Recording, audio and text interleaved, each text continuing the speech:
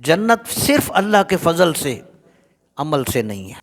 بخشش صرف اس کے کرم سے۔ لیکن جب یہ دونوں چیزیں عطا ہو گئیں تو جنت میں جو درجات ہیں، اللہ نے قرآن شریف میں فرمایا وَلِكُلٍّ دَرَجَاتٌ مِّمَّا عَمِلُوا، آدمیوں نے جو عمل کیے ہوتے ہیں ہر شخص کو ان کے اعمال کے مطابق جنت میں درجات عطا کیے جاتے ہیں۔ اب انسان کا درجہ بہت اونچا ہے جنت میں، اس کے اعمال تھوڑے ہیں یا اس لیول کے نہیں ہیں کہ ان کو وہ مقام دیا جائے، اعمال اس لیول کے نہیں ہیں۔ تو نبی علیہ السلام نے ارشاد فرمایا ان العبد اذا سبقت له من اللہ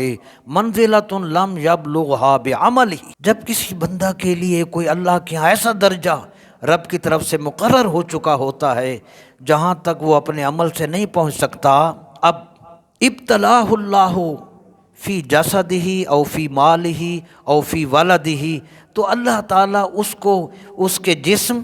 یا اس کے مال یا اس کی اولاد کی پریشانی اور صدمے سے دوچار کر دیتا ہے۔ یہ تین ہمارے چینل ہیں جن سے پریشانیاں آتی۔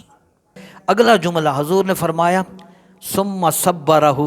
تکلیفیں بھی دیتا ہے اور پھر اس بندے کو صبر کی توفیق بھی دیتا ہے۔